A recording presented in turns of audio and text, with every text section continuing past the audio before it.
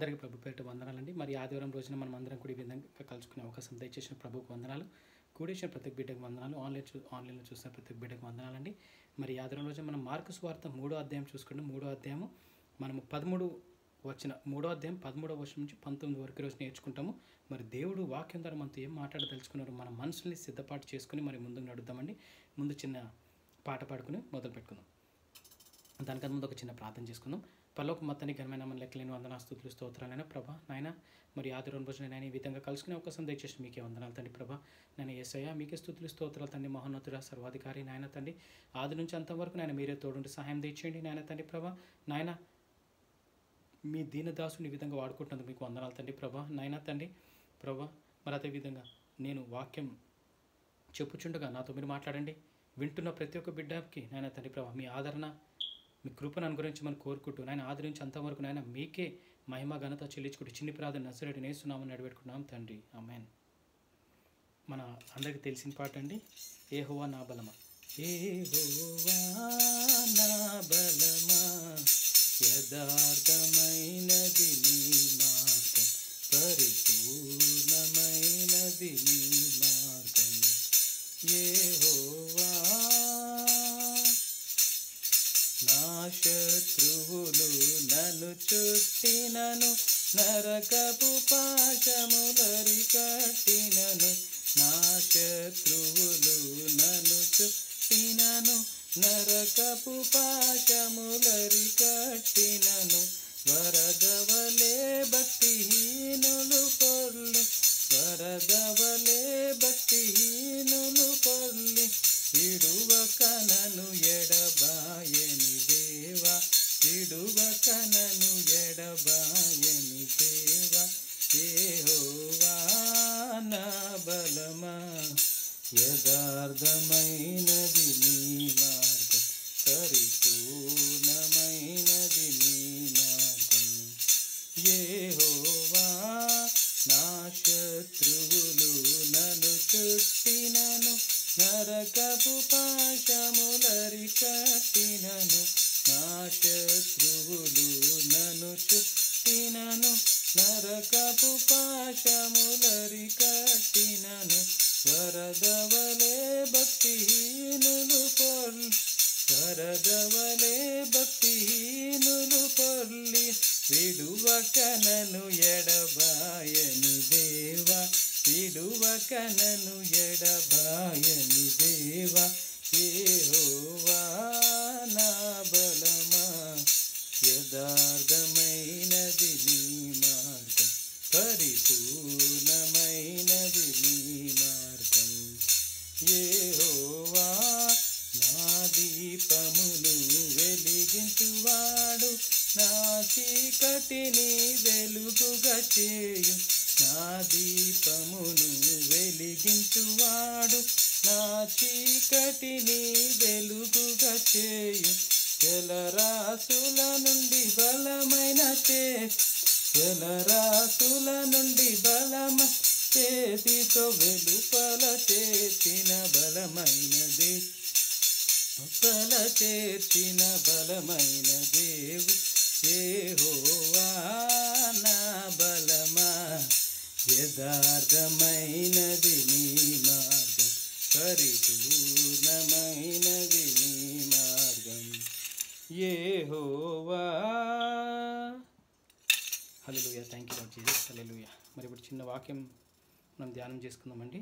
Mark 3:13-19. Mark 3:13-19. ఆయన కొండెక్కి తనకిష్టమైన వారిని పిలువగా వారు ఆయన యొద్దకు వచ్చిరి. వారు తనతో కూడా ఉండునట్లును దెయ్యములను వెళ్ళగొట్టు అధికారము గల వారై సువార్త ప్రకటించుటకును వారిని పంపవలెనని ఆయన 12 మందిని నియమించెను. వారెవరనగా ఆయన పేతురను పేరు పెట్టిన సీమోను, జెబెదయి కుమారుడగు యాకోబు, అతని సహోదరుడగు యోహాను. వీరిద్దరికి ఆయన బోయనెర్గేసను పేరు పెట్టెను. బోయనెర్గేసనగా ఉరిమేడు వారిని అర్థము. ఆంద్రేయ, ఫిలిప్పు, బర్తలోమయి, మత్తయి, తోమా, అల్ఫయి కుమారుడగు యాకోబు, తద్దయి, కనానీయుడైన సీమోను, ఆయనను అప్పగించిన ఇస్కరియోతు యూదా అనువారు. సో మార్కు 3:13-19 చూసుకుంటే జీసస్ అపాయింట్స్ ద 12. అంటే యేసు ప్రభు ఈ వచనాల్లో 12 మంది శిష్యుల్ని ఎంచుకుంటాడు. అంటే అపాయింట్ చేయడం అంటే వాళ్ళకి పేర్లు, అంటే ఇప్పుడు సీమోను పేతురు అలా వాళ్ళకి పేర్లు పెట్టడం. ఇప్పుడు మనం గమనించుకున్నట్లయితే మనం ఇక్కడ ఉద్యోగం చేసినప్పుడు కానీ, లేదంటే కాలేజ్లో కానీ, స్కూల్లో కానీ మనకి అపాయింట్ చేస్తారు. ఈయన క్లాస్ లీడరు, ఈయన క్లాస్ ఇన్ఛార్జ్, లేదంటే ఈయన క్లాస్ ఈ డిపార్ట్మెంట్, లేదా ఈయన ఫైనాన్షియల్ డిపార్ట్మెంట్, సెక్రటరీ డిపార్ట్మెంట్ అని కొన్ని అపాయింట్మెంట్స్ ఎలా ఇస్తారు మన హ్యూమన్ లైఫ్లో, మన జీవితాల్లో రోజు. అదేవిధంగా మార్కు 3:13-19 చూసుకున్నట్లయితే ఆయన 12 మంది శిష్యుల్ని ఆయన ఎంచుకుంటాడంట. 13-14-19 చూసుకున్నట్లయితే ఆయన కొండ ఎక్కి తనకిష్టమైన వారిని పిలువగా వారు ఆయన యొద్దకు వచ్చిరి. వారు తమతో కూడా ఉండునట్లును దెయ్యములను వెళ్ళగొట్టు అధికారము గల వారే సువార్త ప్రకటించుటకును వారిని పంపవలెనని ఆయన 12 మందిని నియమించెను. సో ఇక్కడ 13వ అధ్యాయము ఆయన కొండ ఎక్కి తనకిష్టమైన వారిని పిలిచారు. 13వ వచనం చూసుకుంటే తనకిష్టమైన పిలువ ఆయన యొద్దకు వచ్చిన తర్వాత వారు తమతో కూడా ఉండునట్లును దెయ్యములను వెళ్ళగొట్టు అధికారము గల వారే సువార్త ప్రకటించుటకును వారిని పంపవలెనని ఆయన 12 మందిని నియమించారు. సో దెయ్యములను వెళ్ళగొట్టడానికి, అదేవిధంగా సువార్త ప్రకటించడానికి ఆయన 12 మంది శిష్యులను ఎంచుకున్నాడంటే, ఎంచుకుని వారు ఎవరనగా ఆయన పేతురును పేరు పెట్టిన సీమోను, జబదయి కుమారుడకు యాకోబు, అతని సహోదరుడుకు యోహాను, వీరిద్దరికీ ఆయన బోయనెర్గేసను పేరు పెట్టెను. బోయనెర్గేస్ అనగా ఉరిమేడు వారని అర్థము. అంద్రెయ, ఫిలిప్పు, బర్తలోమయి, మత్తయి, తోమా, అల్ఫయి కుమారుడగు యాకోబు, తద్దయి, కనానీయుడైన సీమోను, ఆయనను అప్పగించిన ఇస్కరియోతు యూదా అనువారు. సో వీళ్ళందరూ కూడా యేసు ప్రభు ఎంచుకున్న 12 మంది శిష్యులు. సో ఈ లిస్టు యేసు ప్రభు స్వయంగా ఆయనకి ఇష్టమైన వారిని పిలిచి ఆయన ఎంచుకుని ఆయన సువార్త ప్రకటన చేయడానికి ముందుకు తీసుకెళ్ళి, అదేవిధంగా మనం ఇక్కడ చూసుకున్నట్లయితే మన సంఘాల్లో కానీ, మనం నిజ జీవితంలో పర్టికులర్గా సంఘాల్లో చూసుకున్నట్లయితే వాళ్ళు కూడా కొంతమందిని ఎంచుకుని వాళ్ళ కింద ఒక టీం లాగా ఏర్పరచుకుని మరి దేవుడు సువార్త ప్రకటించడానికి, అంటే వాళ్ళని దేవుడు కొరకే వాడుకుంటారు. అంటే వాళ్ళని దేవుడికి సాక్షులుగా వాళ్ళని వాడుకునే సంఘాల్లో మరి వాళ్ళని ఒక్కొక్క డిపార్ట్మెంట్లో, లేదంటే ఒక్కొక్క పనిముట్టుగా దేవుడు వాడుకుంటారు. కాబట్టి వాళ్ళని ఒక్కొక్క పనిముట్టుగా వాడుకుని వాళ్ళని ముందుకు తీసుకెళ్తారు సంఘాల్లో చూసుకున్నట్లయితే. అదేవిధంగా యేసు ప్రభు కూడా ఇక్కడ 12 మంది శిష్యులను ఎంచుకుని వాళ్ళని ముందుకి మరి వెళ్ళి మరి సువార్త ప్రకటించండి. నిజమైన సువార్త ఏంటంటే యేసు ప్రభు మన పరలోకపు తండ్రి తన అద్వితీయ కుమారుడుని మరి భూలోకంలో పంపి మరి మన పాప క్షమాపణ కొరకై ఆయన శిలువలో మరణం పొంది తిరిగి 3వ దినం తిరిగి లేశారు. సో ఎందుకంటే యేసు ప్రభు నిజమైన దేవుడు, ఆయన ఒక్కడే దేవుడు కాబట్టి సో మనము ఆయనని గురించి మనం దేవుడి మాటలు మనం ప్రచురం చేస్తాము అని 12 మంది శిష్యులకి మరి ఆయన బోధించాడు, ఆయన ప్రార్థన నేర్పించాడు. ఇంకా ఆయనతో జర్నీ చేసిన తర్వాత వాళ్ళు వెళ్ళి సువార్త ప్రకటించి ముందుకెళ్ళారు. సో ఇదంతా కూడా వాళ్ళు చేసిన దేవుడికి మహిమకరంగా చేశారు ఈ పనులన్నీ కూడా. సో ఈ 12 మంది శిష్యులు, దాంతోపాటు 12 మంది శిష్యులు చాలా చోట్లకి వెళ్ళారు. మళ్ళీ అక్కడ వాళ్ళు కొంతమందితో మాట్లాడి, సంఘాలతో మాట్లాడి, అక్కడ వాళ్ళతో మాట్లాడి అలా ముందుకెళ్ళారు. సో ఇక్కడ మనం చూసుకున్నట్లయితే ఈ వచనాలు యేసు ప్రభు 12 మంది శిష్యులను ఎంచుకోవడము. సో ఈ వచనాల నుంచి మనం ఏం నేర్చుకుందామో మనం చిన్న ప్రార్థన చేసుకుని ముగించుకుని ముందుకెళ్దాం. పరలోకం మా తండ్రి, ఘనమైన మన లెక్కలేని వందనాలు, స్తుతులు, స్తోత్రాలని ప్రభా.